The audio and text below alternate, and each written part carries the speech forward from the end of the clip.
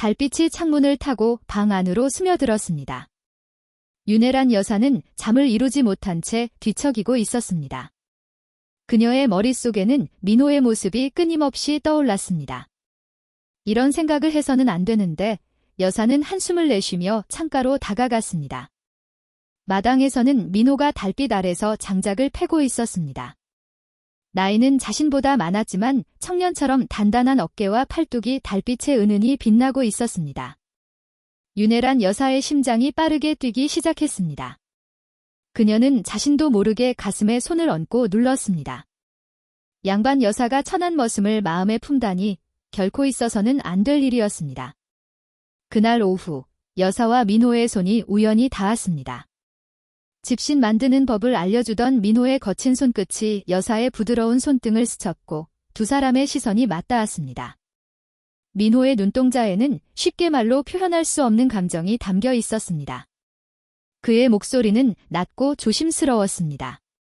48세의 소박 맞은 여사와 55의 머슴 사이에 피어나는 감정은 둘 모두에게 당혹스러웠습니다.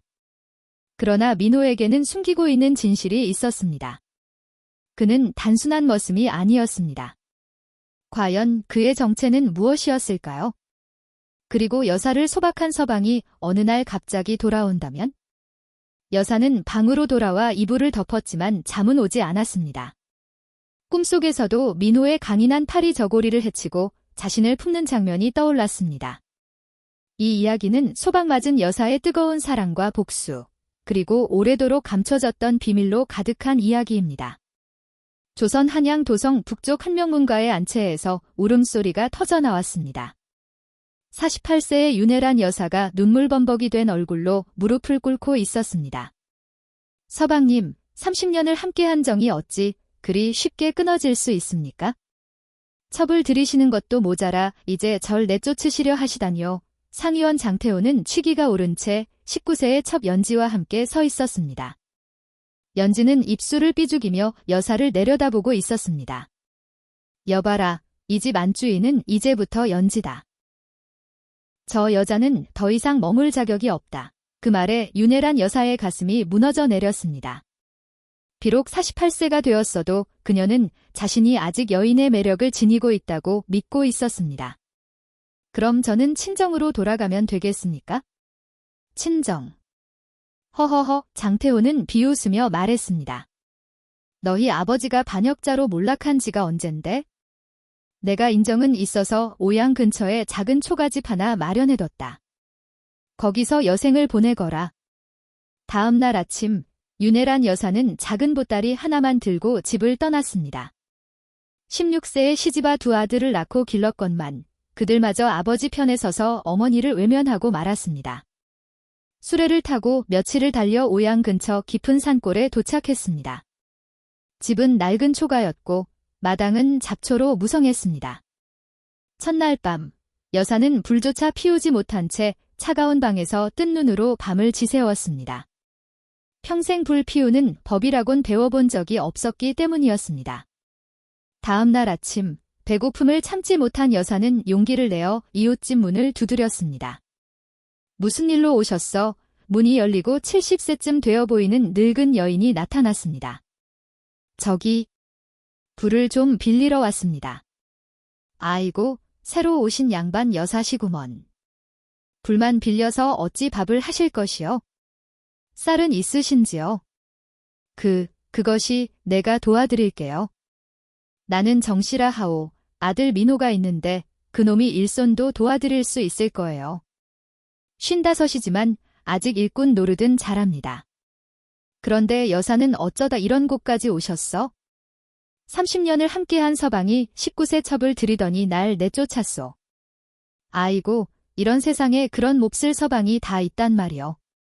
48이면 아직 늙은 것도 아닌데 정씨의 따뜻한 위로에 여사는 잠시 마음의 위안을 얻었지만 여전히 앞날은 캄캄하기만 했습니다. 걱정 마시오. 우리가 도와드리겠소? 내일부터 우리 민호를 보내드릴게요. 그날 밤 정씨가 가져다준 따뜻한 밥 한 그릇을 먹으며 여사는 생각에 잠겼습니다. 비록 지금은 힘들어도 언젠가는 내 힘으로 다시 일어날 수 있겠지. 이른 아침 초가집 문 앞에서 헛기침 소리가 들렸습니다. 윤혜란 여사는 잠에서 깨어 부스스한 머리를 쓸어 올리며 문을 열었습니다. 누구십니까? 문 앞에는 키가 훤칠하고 어깨가 떡 벌어진 사내가 서 있었습니다. 정 씨가 말하던 55 머슴치고는 10년은 젊어 보였으며 짙은 수염 너머로 웃음이 묻어나는 얼굴은 투박하면서도 강인한 인상을 풍기고 있었습니다. 이웃집 민호라고 합니다. 어머니 말씀으로 여사님 도와드리러 왔습니다. 여사는 갑작스레 자신의 모습이 민망하게 느껴졌습니다. 흐트러진 머리, 구겨진 저고리. 서둘러 깃을 여미며 고개를 숙였습니다. 아, 정씨 어르신이 말씀하신 분이시군요. 그런데 이른 새벽부터 시작해야 수월합니다. 여사께선 한양에서 오셨다 하니 시골 일엔 익숙지 않으실 테지요. 민호의 말에 여사는 얼굴이 붉어졌습니다. 평생 양반댁 부인으로 살아온 그녀에게 살림이란 그저 바느질과 자수뿐이었으니 불 피우는 일조차 힘겹게 느껴졌던 것입니다.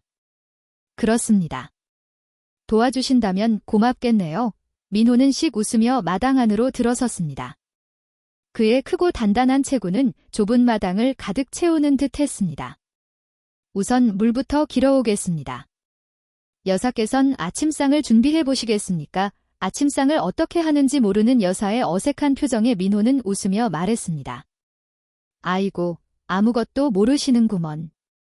하나하나 차근차근 알려드리겠습니다. 그는 물동이를 들고 우물가로 향했고 여사는 그 넓은 등을 바라보다 말없이 속으로 중얼거렸습니다. 참으로 듬직한 사내로구나. 자, 불을 피우는 법부터 배우셔야 합니다. 민호는 부엌에 쭈그리고 앉아 마른 나뭇가지와 집단을 준비했습니다. 여사도 그의 옆에 앉았고 좁은 부엌 안에서 두 사람의 어깨가 닿을 듯 말 듯 가까워졌습니다. 부싯돌로 불씨를 이렇게 일으켜서 짚으로 옮기면 됩니다. 민호의 손은 거칠었지만 능숙했고 그 손길을 바라보는 여사의 시선에는 묘한 호기심이 담겨 있었습니다. 굵은 손가락, 뚜렷한 핏줄, 손끝 하나하나에서 삶의 무게와 강인함이 느껴졌습니다. 여사도 해보시죠. 여사는 서툰 손으로 부싯돌을 두드려 보았지만 불은 일지 않았습니다. 그러자 민호가 여사의 손을 조심스레 감싸며 말했습니다. 이렇게 하셔야 합니다. 그의 손이 여사의 손을 덮는 순간 따뜻한 온기가 그대로 전해졌고 여사의 심장이 요동쳤습니다. 두 사람의 손이 함께 움직이자 불씨가 반짝이며 튀었습니다. 어머나, 여사는 놀라 뒤로 물러섰고 그만 민호의 단단한 가슴에 등이 닿고 말았습니다. 순간 모든 움직임이 멈춘 듯한 시간이 흘렀습니다. 죄송합니다. 황급히 몸을 떼고 자세를 바로잡은 여사는 얼굴이 붉게 달아올랐고 민호는 헛기침을 하며 시선을 피했습니다. 이번엔 쌀 씻는 법을 알려드리겠습니다. 민호는 능숙하게 부엌일을 설명했고 여사는 그의 말 한마디, 동작 하나하나에 집중했습니다. 그가 국을 저을 때마다 팔의 근육이 움직이는 것이 눈에 들어왔고 여사는 자신도 모르게 숨을 삼켰습니다. 여사, 간을 한번 보시겠습니까? 민호가 건넨 숟가락에 국물을 떠서 맛보던 여사는 그만 뜨거운 국물에 혀를 떼고 말았습니다. 아야, 조심하셔야지요. 뜨거운 건 후후 불어야 합니다. 민호는 걱정스러운 눈으로 여사의 입술을 바라보았습니다. 붉게 부어오른 입술을 본 그는 서랍에서 약초 연고를 꺼냈습니다. 잠시만요. 약을 좀 발라드리겠습니다. 이민호는 손가락에 약을 덜어 조심스럽게 여사의 입술에 발랐습니다. 그 순간 두 사람의 시선이 마주쳤습니다. 여사의 심장이 또다시 크게 뛰었습니다. 오랜 세월 누군가로부터 관심이나 애정을 받아본 적 없었던 그녀에게 민호의 손길은 너무도 다정하고 따뜻했습니다. 고맙습니다. 여사의 목소리는 조금 떨렸습니다. 입술 끝에 남은 따뜻한 감촉이 오래도록 가슴에 남았습니다. 부엌의 감도는 정적에 휩싸였고 창밖에서 들려오는 새소리만이 그 고요를 깼습니다. 이후에도 민호는 빨래하는 법, 물 깃는 법 등 시골살이에 필요한 것들을 여사에게 차근차근 가르쳐 주었습니다. 개울가에서의 빨래는 처음 해보는 일이었기에 여사는 금세 팔이 아파 방망이를 내려놓고 말았습니다. 너무 힘드네요. 이런 일을 어찌 다 하란 말입니까? 여사, 처음엔 누구나 힘듭니다. 하지만 금방 익숙해지실 거예요. 민호는 담담하게 웃으며 물속에서 젖은 빨래를 들어 올렸습니다. 그의 말은 투박했지만 진심이 담겨 있었습니다. 그리고 그날 서로의 거리감은 조금 더 가까워졌습니다. 눈빛이 닿을 때마다 묘한 떨림이 있었고 어쩌다 스치는 손끝 하나에도 마음이 흔들렸습니다. 그러나 서로는 아직 말하지 않았습니다. 감정은 자라고 있었지만 아직은 그 이름을 부를 용기는 없었습니다. 저녁이 되자 민호는 윤혜란 여사께 인사를 드리며 조심스레 말했습니다. 내일 다시 찾아뵙겠습니다. 그동안 민호에게 이것저것을 배운 여사는 이제 혼자서도 불을 피우고 간단한 밥을 지을 수 있을 만큼 익숙해졌습니다. 정말 고맙네. 자네 덕분에 많이 배웠네. 아닙니다. 다음에는 장작 패는 법도 알려드리겠습니다.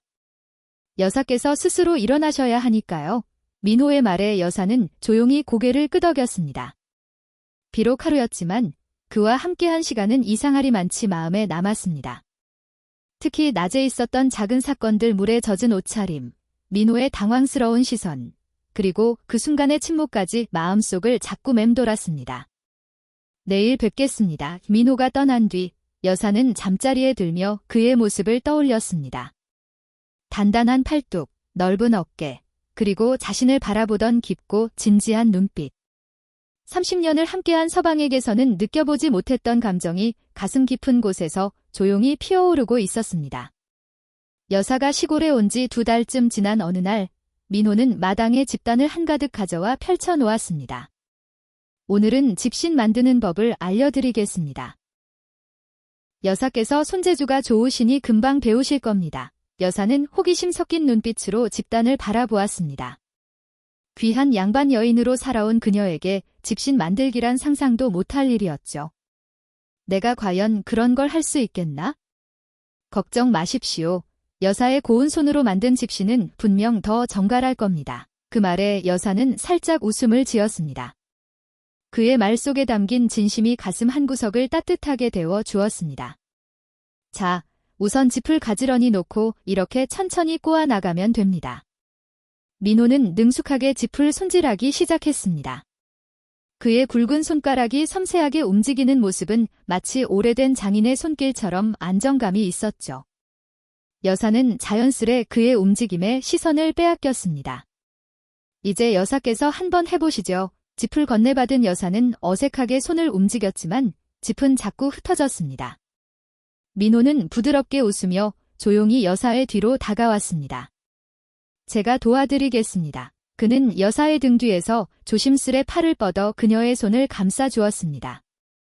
단단한 가슴이 그녀의 등에 살짝 닿았고 따뜻한 숨결이 귓가를 스쳤습니다. 이렇게 손가락을 모아 짚을 단단히 잡으시고 천천히 꼬아 나가면 됩니다.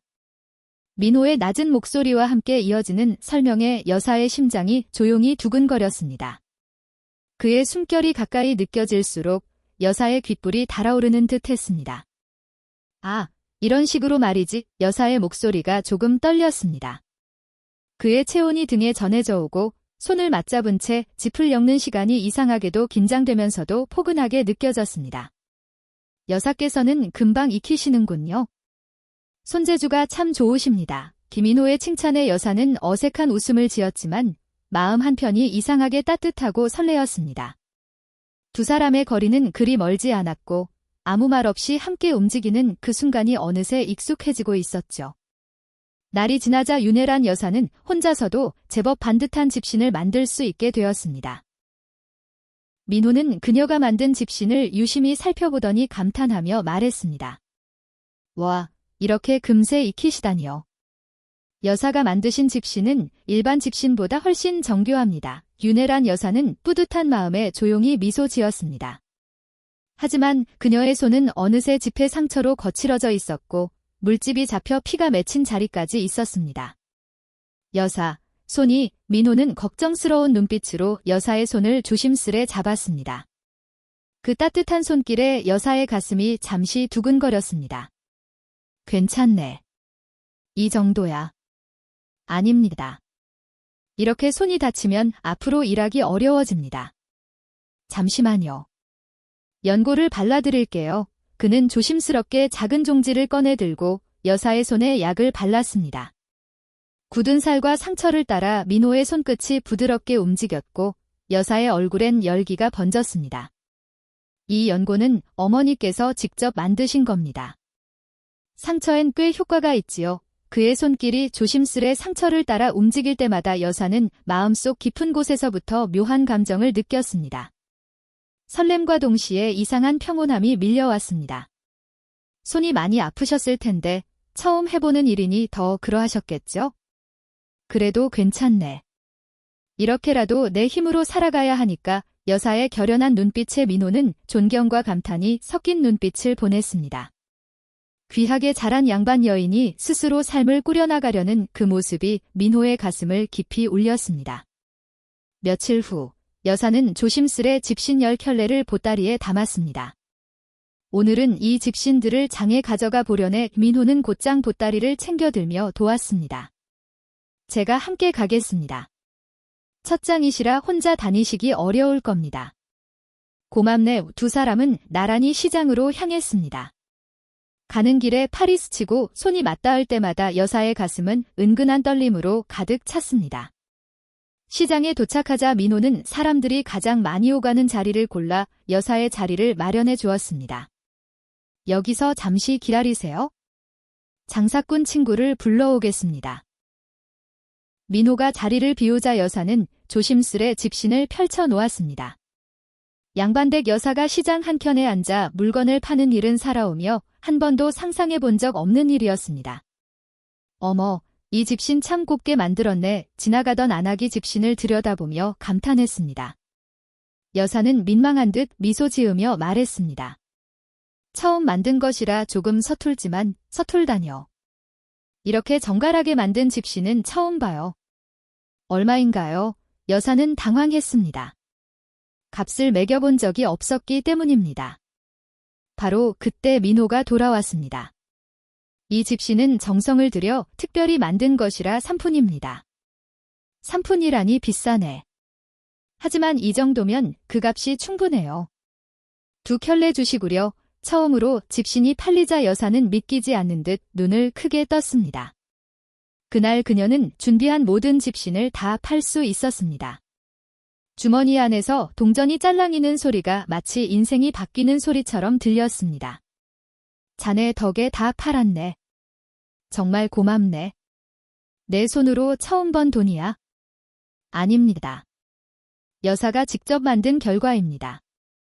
저는 도와드렸을 뿐입니다. 돌아오는 길, 여사는 기분 좋게 콧노래를 흥얼거렸고 민호는 조용히 그녀의 뒷모습을 바라보았습니다. 그날 저녁, 여사는 자신의 손을 물끄러미 바라보았습니다. 한때 비단처럼 곱던 손이 이제는 거칠고 굳은 살로 덮여 있었지만 그 손으로 번 돈이 있기에 그녀는 오히려 자랑스러웠습니다. 내가 이렇게 변하다니. 여사는 거울을 들여다보았습니다. 햇볕에 그을린 얼굴, 그러나 두 눈은 예전보다 훨씬 더 빛나고 있었습니다. 민호 덕분에 새 삶을 살게 되었구나. 그의 듬직한 모습, 따뜻한 손길, 그리고 진심 어린 격려. 생각할수록 가슴이 따뜻해졌습니다. 그는 자신보다 나이가 많았고 천한 신분의 머슴이었지만 이상하게도 마음이 점점 그에게 끌리고 있었습니다. 내일은 더 많은 집신을 만들어야겠네. 여사는 손에 밴 집 냄새를 맡으며 조용히 미소 지었습니다.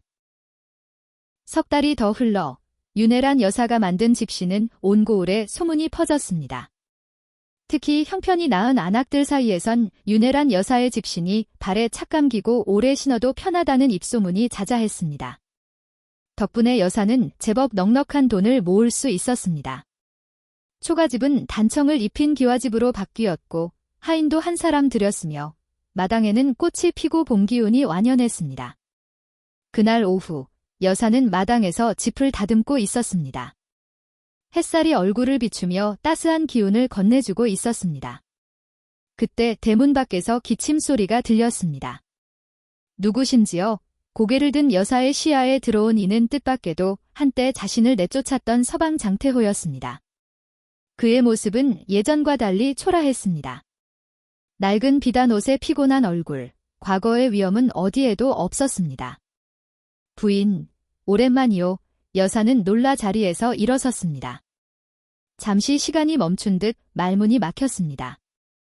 한때 깊이 사랑했고 또 깊이 상처받았던 사람이 집 앞에 다시 나타나다니.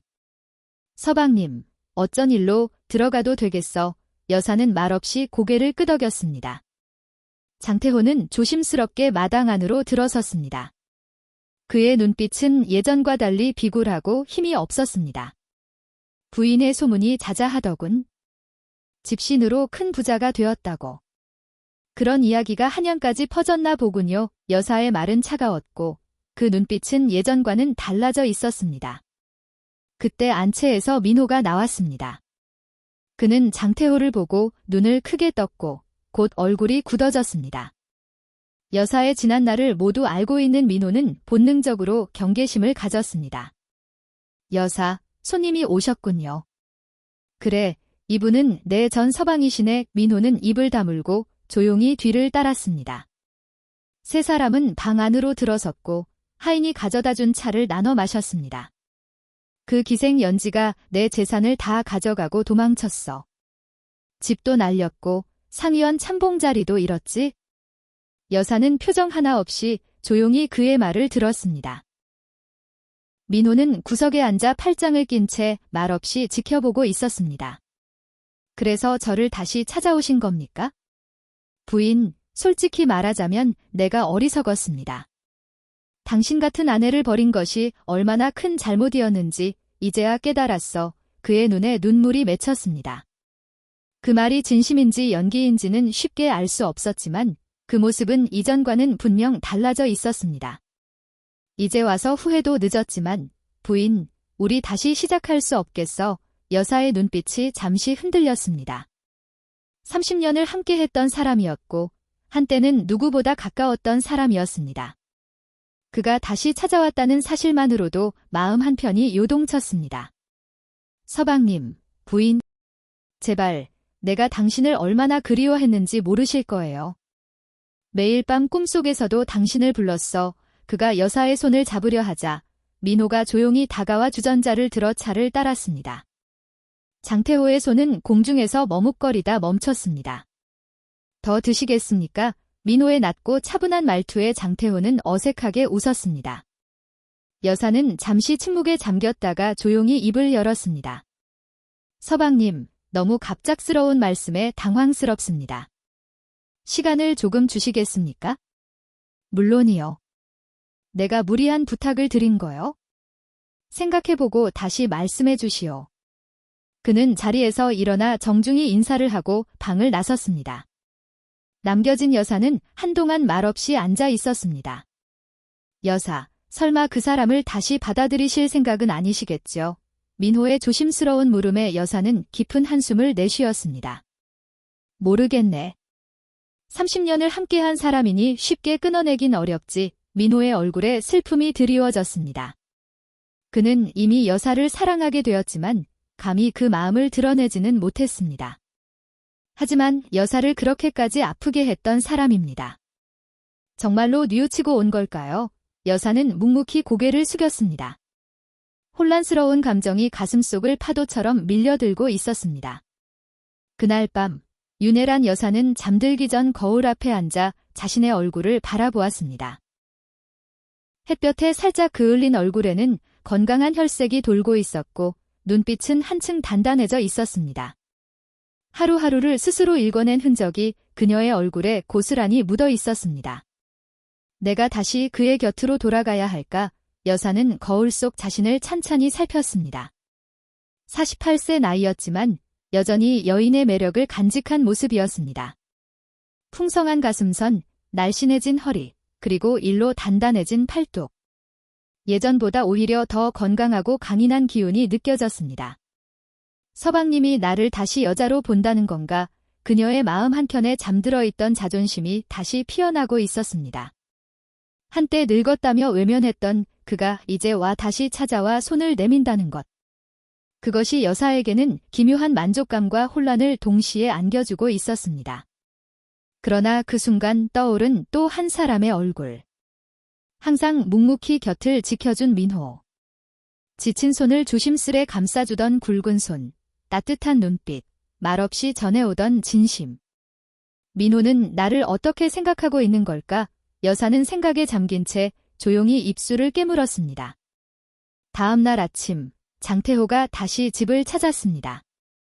이번에는 비단 한 필을 들고 왔습니다. 부인을 위해 준비했어. 예전에 좋아하시던 색이라 혹시 기억하실지 모르겠어. 여사는 비단을 받아들었지만 마음은 편치 않았습니다. 갑작스러운 친절이 왠지 낯설고 불편하게 느껴졌습니다.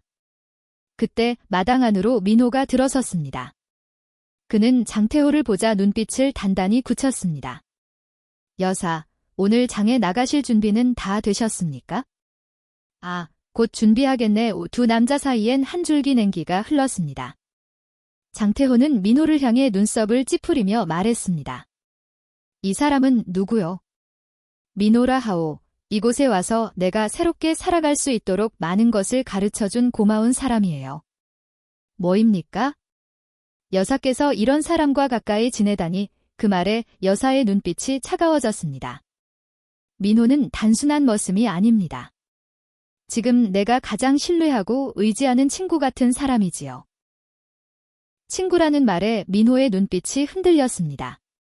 그는 자신이 여사에게 그저 친구일 뿐이라는 사실에 가슴 한쪽이 저릿해졌습니다.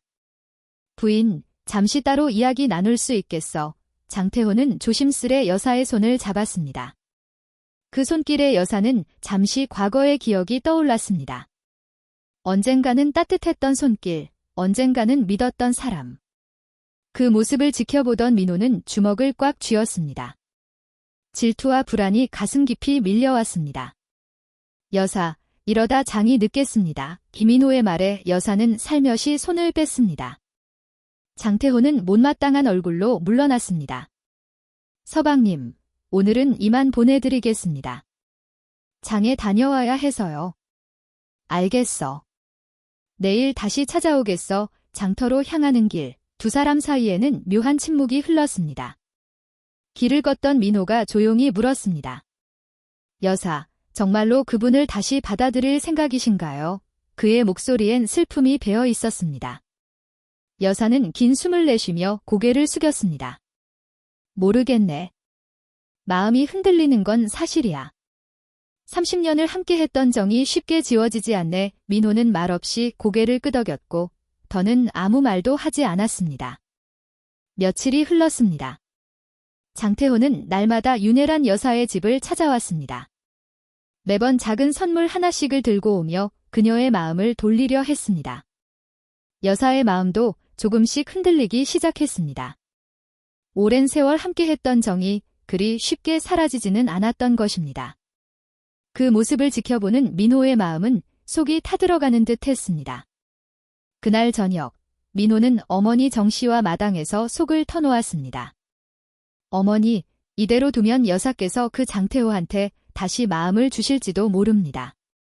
그놈이 뭐가 좋다고 그러시겠니? 예전에 내쫓을 땐 언제고 이제 와서 찾다니. 제 생각엔 여사의 재산을 노리고 있는 것 같습니다. 전에 몰래 들어보니 돈을 좀 빌려달라는 이야기도 했습니다. 정 씨는 깊은 한숨을 내쉬었습니다. 그녀 또한 속으로는 여사와 민호가 함께하길 바라고 있었습니다. 그럼 어쩔 셈이냐? 어떻게든 그 사람의 속마음을 여사께서 직접 들으실 수 있도록 해야겠습니다. 다음 날 아침, 민호는 마당에서 나무를 패고 있었습니다. 땀에 젖은 상체는 햇빛을 받아 반짝였고 55이라는 나이가 무색할 만큼 그는 건장하고 단단해 보였습니다. 윤혜란 여사는 담장 너머로 그 모습을 조용히 바라보다가 움직이는 굵은 팔뚝과 드러나는 힘줄에 자신도 모르게 가슴이 두근거렸습니다. 순간 스스로 그런 생각을 한다는 사실에 얼굴이 화끈 달아오른 여사는 고개를 급히 돌렸습니다. 바로 그때 장태호가 대문을 열고 들어섰습니다. 한때 위풍당당했던 모습은 사라지고 기운 없이 구부정한 모습에 그의 나이가 더욱 두드러져 보였습니다. 부인, 오늘도 찾아왔어. 민호는 그 모습을 보자 일부러 더 힘을 주어 도끼질을 했습니다. 강한 육체의 기운과 기력이 빠진 서방의 모습은 대조적으로 부각되었습니다. 여사는 두 남자 사이를 바라보며 생각에 잠겼습니다. 넓은 어깨와 강건한 체구의 민호, 초라하게 변한 옛 서방. 그 차이는 분명했고 마음속에서도 그 무게는 달라지고 있었습니다. 잠시 후 민호가 두 사람에게 다가갔습니다. 제가 두 분께 특별한 제안을 하나 드리고 싶습니다. 그의 몸에서는 땀 냄새와 함께 은은한 향이 풍겨왔고 여사는 무심코 숨을 깊게 들이마셨습니다. 무슨 제안인가? 내일이 마침 보름입니다. 근처 호수에서 뱃놀이를 하며 잠시 바람을 쐬는 것이 어떻겠습니까? 여사의 눈이 반짝였습니다. 뱃놀이라 참 오랜만이구나. 예전엔 한양에서도 자주 타보지 못했는데. 그럼 준비해 두겠습니다. 여사께서도 기분 전환이 필요하실 듯해서요. 여사가 기뻐하자 장태호도 마지못해 고개를 끄덕였습니다. 그래, 함께 하지요. 민호는 속으로 웃었습니다. 계획의 첫걸음이 순조롭게 시작되고 있었던 것입니다. 그날 밤, 민호는 마을 기생집을 찾았습니다. 그곳에는 미리 약속한 기생 은월이 기다리고 있었습니다. 부탁한 일 기억하고 있지? 그럼요. 오라버니, 절 믿으셔도 돼요. 은월은 애교스럽게 민호의 팔을 잡았지만 민호의 눈빛은 흔들림 없이 진지했습니다. 그의 마음은 오직 한 사람, 윤혜란 여사에게만 향해 있었으니까요. 내일 호수 건너편에서 그 사람에게 진심을 들려주도록 해 여사께서 직접 듣게. 걱정 마세요. 아주 분명하게 말해줄게요. 이튿날 날씨는 화창했고 세 사람은 함께 호수로 향했습니다. 윤혜란 여사는 연보라 치마와 분홍 저고리를 입고 있어 호수와 햇살 속에서 한층 더 아름다워 보였습니다. 여사, 오늘 참 곱게 차리셨습니다. 김인호의 말에 여사는 수줍게 웃었고 장태호는 그 모습을 못마땅한 눈빛으로 바라보았습니다. 호수에 도착하자 민호는 미리 준비해둔 배 두 척을 내놓았습니다. 여사와 장태호께서는 큰 배에 오르시고 저는 작은 배로 따로 뒤따르겠습니다. 자네도 함께 타면 되지 않겠나? 여사의 말에 장태호가 얼굴을 찌푸렸지만 민호는 고개를 저었습니다. 괜찮습니다. 오랜만에 두 분만의 시간을 드리고 싶어서요. 여사는 살짝 아쉬운 듯 고개를 끄덕였고 장태호는 은근한 미소를 지으며 배에 올랐습니다. 배가 호수 위를 미끄러지듯 나아가자 민호는 일부러 거리를 두었고 어느 지점에 이르자 조용히 배의 방향을 돌려 호수 건너편으로 향했습니다. 저기 민호가 어디로 가는 거지?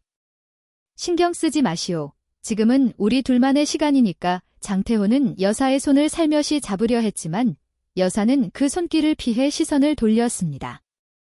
서방님, 왜 다시 절 찾아오신 겁니까? 장태호는 잠시 말을 고르다 애틋한 눈빛을 지으며 말했습니다. 당연히 부인이 그리웠기 때문이지요. 내가 얼마나 어리석었는지 조강지처를 버리고 젊은 기생에게 홀려 살다니. 그 순간 호수 건너편에서 민호와 은월의 대화가 들려왔습니다. 은월은 일부러 목소리를 높였습니다. 민호 오라버니, 그 양반이 여사의 재산을 노리고 있다며? 그래. 내가 들었지?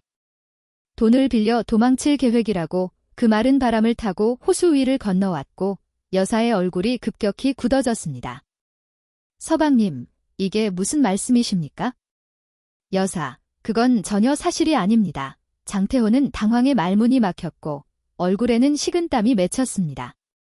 그때 갑자기 바람이 불며 그의 갓이 날아갔고 갓을 잡으려던 그는 균형을 잃고 물에 빠지고 말았습니다. 으악, 살려주시오. 물에 허우적대는 모습은 더없이 초라했고 곧장 민호가 배를 저어 그를 구했습니다. 흠뻑 젖은 장태호는 민호의 배에 올라탔습니다. 젖은 옷에 드러난 마른 몸과 잔뜩 쪼그라든 어깨에 반해 민호는 젖은 옷 위로 드러난 단단한 근육이 강인한 인상을 남겼습니다. 괜찮으십니까? 민호의 조용한 말에 장태호는 더욱 풀이 죽은 표정이 되었습니다. 여사는 배 안에서 두 사람의 모습을 번갈아 바라보았습니다. 기운 빠진 옛서방과 묵묵히 사람을 살피고 품을 줄 아는 사내. 그리고 윤혜란 여사는 조용히 입을 열었습니다. 서방님, 이제 그만 돌아가시지요. 더는 절 찾아오지 마세요. 그 말에 장태호는 아무 말도 하지 못했습니다. 민호의 계획은 그렇게 조용히 결실을 맺고 있었습니다. 뱃놀이 사건 이후 장태호는 나흘 동안 모습을 보이지 않았습니다. 여사는 그동안 많은 생각을 했습니다. 민호의 계략을 통해 서방의 진짜 속마음을 확인했지만 30년의 세월이란 결코 쉽게 잊히는 것이 아니었기 때문이었습니다. 그러던 넷째 날 저녁, 술에 취한 장태호가 여사의 집을 찾아왔습니다. 붉게 충혈된 눈, 불안정한 걸음걸이, 전보다 더 초라해진 모습이었습니다. 여사, 문 좀 열어주시오. 그의 고함에 여사는 깜짝 놀라 문을 열었고 그 뒤로 민호가 걱정스러운 얼굴로 서 있었습니다. 서방님, 이 밤중에 게다가 이렇게 취하셔서 무슨 일입니까? 취했다고. 그래, 취했어. 그 머슴놈 계략에 넘어가 내 체면이 엉망이 됐는데 어찌 안 마시겠어. 장태호는 비틀비틀 마당 안으로 들어왔습니다. 눈빛은 분노와 질투로 가득 차 있었습니다. 서방님, 제발 진정하십시오. 진정하라고? 부인, 자네 그 머슴놈한테 넘어간 거 아니요? 양반 여사가 천한 머슴과 눈이 맞다니 얼마나 수치스러운 일이요? 여사의 얼굴이 창백해졌고 민호는 이를 악물며 참았습니다. 서방님, 무슨 말씀을 하시는 겁니까? 저와 민호 사이엔 아무 일도 없습니다. 거짓말. 내가 모르겠어? 부인이 그놈을 바라보는 눈빛을 내가 봤어. 장태호는 여사에게 다가가 그녀의 어깨를 거칠게 붙잡았습니다. 서방님, 아픕니다. 솔직히 말해보시오. 그놈이 좋은 겁니까? 그 천한 머슴이 나보다 나서 여사는 말문이 막혔습니다. 이미 그녀의 마음속에는 민호가 자리 잡고 있었지만 쉽게 인정할 수 없었습니다. 그런 것이 아니요. 왜 내가 다시 부인을 찾아온 줄 아시오? 돈 때문이요. 빚쟁이들이 나를 조여오고 있었어. 부인이 잘 살고 있다는 소문을 듣고 생각했지. 그 여자를 다시 꼬드기면 돈을 얻을 수 있겠다고. 여사의 눈에서 눈물이 흘렀습니다. 이미 짐작은 하고 있었지만 서방의 입에서 직접 듣는 진실은 가슴을 찢는 듯 했습니다. 서방님, 어쩌다 이리까지 변한 건 부인이요. 양반 여사가 집신을 만들고 머슴을 끼고 사는 꼴이라니. 그 순간 민호는 더는 참지 못하고 앞으로 나섰습니다. 그의 눈빛은 불꽃처럼 타올랐습니다. 더 이상 여사를 모욕하지 마십시오. 이놈이 감히 양반에게 멱살을 잡아? 양반입니까? 빚쟁이에게 쫓기며 여사를 속이려던 사람이 무슨 양반이요? 여사는 스스로 일어나 새로운 삶을 만들어 가신 분입니다. 그런 여사를 욕되게 하지 마시오. 민호의 팔에는 힘이 가득 들어가 있었고 그의 목소리는 단호했습니다. 여사는 그런 그의 모습에 가슴이 먹먹해졌습니다. 이 천한 놈, 장태호는 술기운에 주먹을 휘둘렀지만 허공을 갈랐고 그대로 마당에 엉덩방아를 찍고 말았습니다. 아이고, 이놈의 세상. 내가 어쩌다 이 지경이 되었단 말이냐. 그는 바닥을 치며 울부짖었습니다. 한때 상위원 참봉이었던 자의 초라한 모습은 그 자리에 남아있던 모두에게 씁쓸한 인상을 남겼습니다. 서방님, 이제 돌아가십시오. 더 이상 절 찾아오지 마십시오. 여사의 목소리는 단호했고 흔들림이 없었습니다. 그래, 가겠소. 하지만 부인도 기억하시오. 천한 머슴과 어울리다간 자네의 신분까지 잃게 될 것이요. 장태호는 비틀거리며 대문 밖으로 나갔고 그것이 마지막이었습니다. 그는 다시는 여사를 찾아오지 않았습니다. 장태호가 떠난 뒤 여사는 마당에 그대로 주저앉아 울음을 터뜨렸습니다. 30년을 함께했던 시간과 그 모든 추억이 한순간에 무너져 내렸기 때문이었습니다. 여사, 민호가 조용히 그녀 곁에 다가와 앉았습니다. 그의 눈빛에는 진심이 담겨 있었습니다. 내가 어찌 이리 어리석을 수가. 진심을 알면서도 그 사람에게 미련을 버리지 못했어. 그건 어리석음이 아닙니다. 여사, 30년을 함께한 정인 당연한 마음입니다. 여사는 민호의 말에 조용히 고개를 들었습니다. 달빛이 그의 얼굴을 은은히 비추고 있었습니다. 굵은 이마, 짙은 눈썹, 깊은 눈동자, 늘 자신을 걱정해주던 그 눈빛. 민호야, 너는 왜 그렇게 나를 걱정해주는 거니? 민호는 잠시 침묵하다 고개를 떨구며 말했습니다. 여사께 말씀드리는 것이 송구스럽지만 저는 여사를 사모합니다. 여사의 눈이 크게 떠졌고 가슴이 세차게 뛰기 시작했습니다. 처음 뵈었을 때부터 마음이 끌렸습니다. 하지만 머슴의 신분으로 감히 마음을 드러낼 수 없었지요. 그의 눈에는 맺힌 눈물이 반짝였습니다.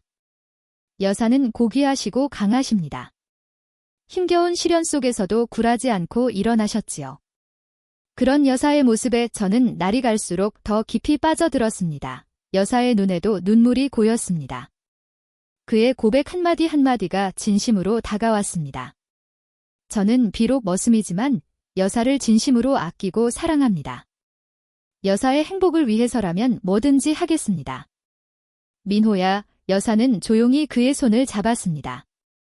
굵고 거친 손, 그러나 따뜻하고 든든한 그 손길이 마음을 진정시켰습니다. 나도 자네를 좋아하게 되었네.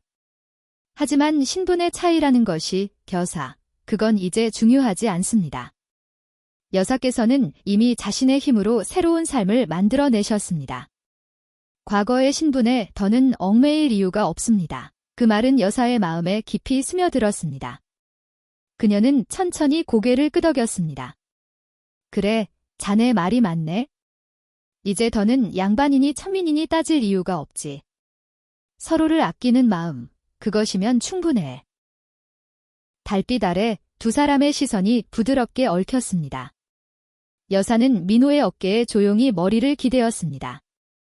그의 심장 소리가 그녀의 귀에 닿았고 그 소리는 마치 오래된 안식처럼 평온했습니다. 내가 서방 곁에 있을 때보다 자네와 함께 있을 때가 더 편하고 더 행복하네. 민호는 조심스럽게 그녀를 품에 안았습니다.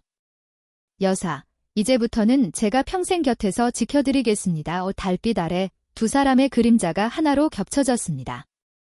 며칠이 지났지만 두 사람 사이에는 여전히 어색한 기류가 남아 있었습니다. 비록 마음을 나누었지만 양반과 머슴이라는 간극은 쉽게 허물 수 있는 것이 아니었죠. 그러던 어느 날 밤, 마당에서는 조용한 대화가 오갔습니다. 달빛 아래 민호와 그의 어머니 정씨가 나란히 앉아 이야기를 나누고 있었습니다. 어머니, 이제는 말씀드려야 할 때가 온 것 같습니다.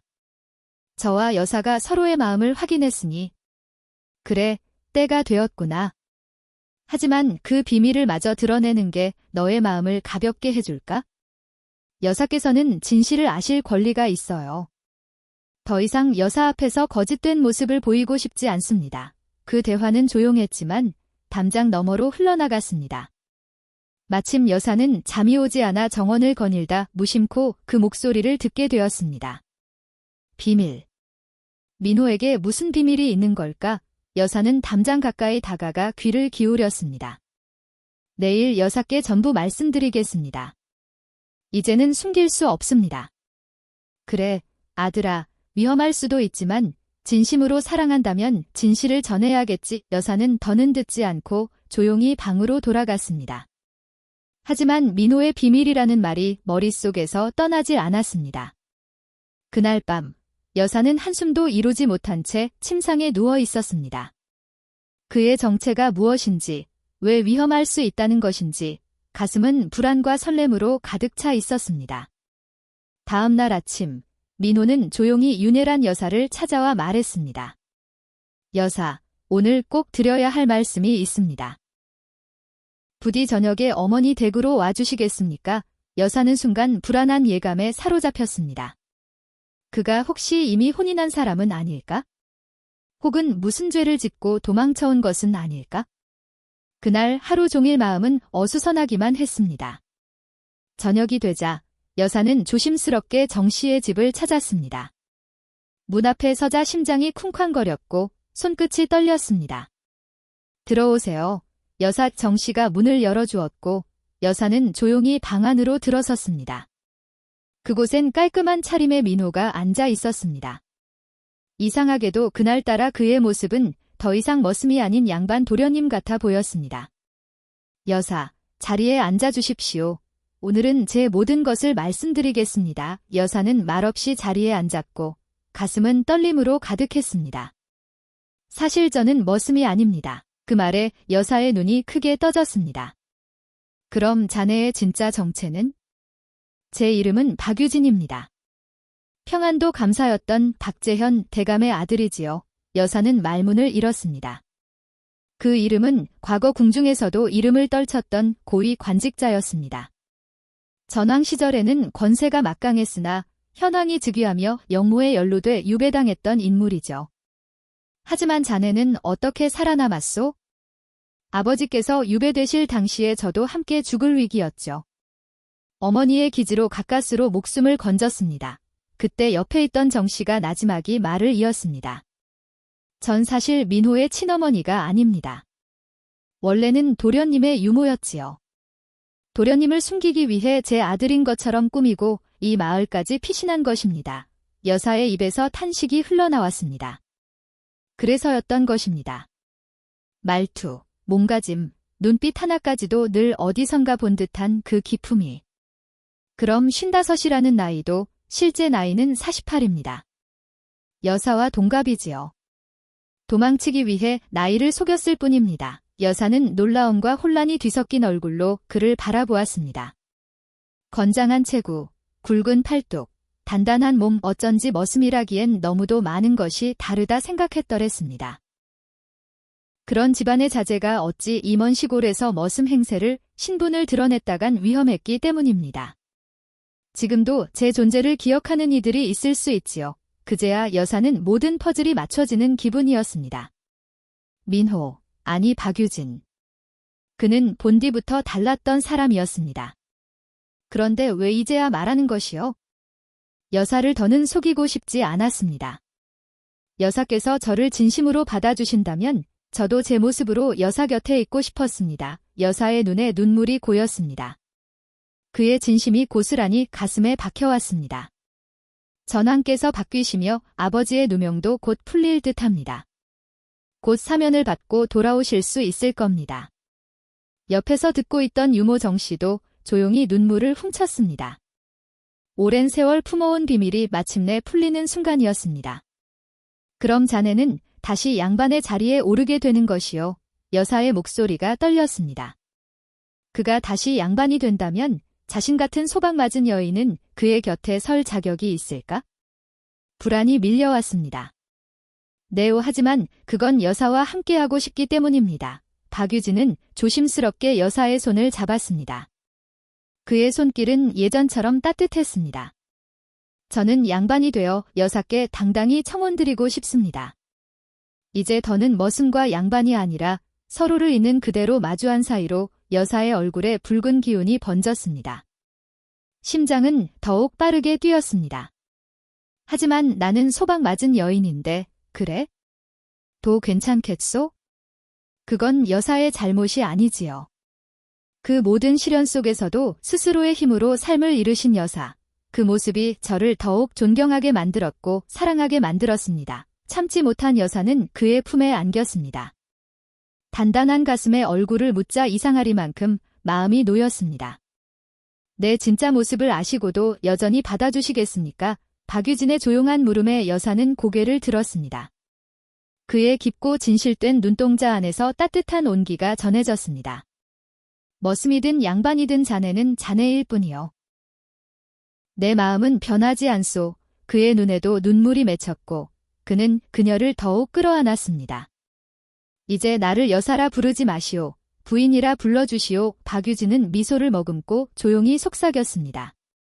부인, 사랑하오. 달빛이 두 사람을 부드럽게 비추고 있었습니다. 유모 정씨는 문 너머에서 조용히 그 장면을 지켜보다 오랫동안 숨겨왔던 비밀이 드디어 결실을 맺은 것에 조용히 눈시울을 적셨습니다. 며칠이 지나고 조정에는 큰 변화가 일어났습니다. 새 임금이 즉위하며 억울하게 유배되었던 신하들이 하나둘 사면을 받게 되었고 박유진의 아버지 박재현 대감 역시 고향으로 돌아온다는 소식이 전해졌습니다. 마을은 그 소식으로 들썩였습니다. 오랫동안 머슴으로 지냈던 이가 사실은 벼슬가의 자제였다는 이야기에 모두 놀라워했습니다. 어느 날 박유진은 조용히 여사의 손을 잡고 말했습니다. 이제 정식으로 청혼을 드려도 되겠습니까? 부인, 그의 눈빛은 더없이 깊고 진지했습니다. 그대 아버님께서 돌아오신다는데 소방 맞은 여인을 과연 며느리로 받아주시려 하실까요? 여사의 얼굴엔 걱정이 어렸습니다. 두 사람의 사랑은 확실했지만 시댁의 반대는 또 다른 벽일 수 있었습니다. 걱정하지 마세요. 아버님은 넓은 마음을 가진 분이십니다. 무엇보다 저는 그 누구보다 부인을 지킬 것입니다. 목숨을 걸고라도 박유진의 말에 여사의 마음이 놓였습니다. 그의 손길은 따뜻했고 눈빛은 한 점 흐림없이 맑았습니다. 드디어 박재현 대감이 귀향하는 날이 되었습니다. 마을 어귀에는 많은 이들이 모여 그를 맞이할 준비를 하고 있었습니다. 박유진과 유모정 씨, 그리고 윤예란 여사도 그곳에 함께 있었습니다. 화려한 가마가 도착하고 그 안에서 백발이 성한 노인이 모습을 드러냈습니다. 박재현 대감이었습니다. 그는 먼저 아들 박유진을 껴안았습니다. 아버님, 무사히 돌아오셔서 다행입니다. 그대가 잘 견뎌준 덕분이다. 유모가 내 소식을 전해주었지. 그의 시선이 곧 윤예란 여사에게 향했습니다. 여사는 긴장한 표정으로 고개를 숙였습니다. 아버님, 이분은 제가 모시고자 하는 분입니다. 양반댁 출신이시지만 스스로의 힘으로 일어나 다시 삶을 꾸리신 분입니다. 박재현 대감은 여사를 한동안 말없이 바라보다가 이내 온화한 미소를 지었습니다. 내 아들이 택한 사람이라면 내게도 충분히 그럴 만한 이유가 있는 법이지요. 기꺼이 받아들이겠소. 여사의 눈에 눈물이 고였습니다. 그토록 두렵고도 막막했던 마음이 순식간에 풀어지는 순간이었습니다. 한 달 후 박유진과 윤예란 여사의 혼례가 치러졌습니다. 마을 전체가 축제 분위기였고 유모정 씨는 누구보다 분주했습니다. 아이고, 내가 도련님을 어릴 때 키울 때는 이런 날이 올 줄 꿈에도 몰랐지. 유모는 혼례상을 차리며 기쁨의 눈물을 훔쳤고 집안 곳곳은 복된 웃음으로 가득했습니다. 그날 저녁, 붉은 원앙금이 깔린 신방에 두 사람이 나란히 앉았습니다. 촛불이 은은히 흔들리며 두 사람의 얼굴을 부드럽게 비추었습니다. 부인, 이제 당신은 내 아내입니다. 박유진의 목소리는 따뜻했고, 여사, 이제는 박혜란 부인은 수줍게 고개를 숙였습니다. 오랜 세월 홀로 지내왔기에 아직은 조금 낯섭니다. 괜찮습니다. 그 외로움, 오늘부터 제가 함께 채워드리겠습니다. 박유진은 조심스레 그녀의 손을 잡았습니다.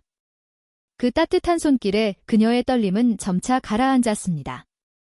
그는 부드럽게 족두리를 벗기고 그녀의 머리결을 어루만졌습니다. 흘러내리는 검은 머리카락 아래 그녀는 여전히 아름다웠습니다. 당신은 지금도 충분히 곱습니다. 부인이 그의 입술이 그녀의 이마에 닿았고 두 사람은 말없이 서로를 바라보았습니다. 오랜 세월 견뎌온 외로움과 그리움이 눈빛 속에서 흘러넘쳤습니다.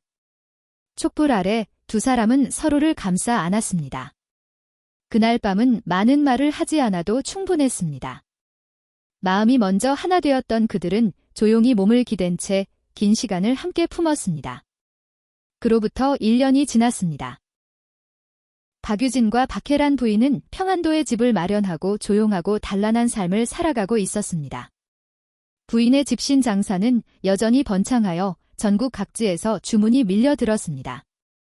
박재현 대감은 조정에 복고하여 더 높은 벼슬을 얻었고 유모정 씨는 평온한 노후를 보내고 있었습니다. 여보, 아버님께서 오늘 저녁에 오신다고 하셨어요. 박혜란 부인이 박유진의 허리를 가볍게 안았습니다. 그녀의 얼굴엔 미소가 번져 있었습니다. 그래요.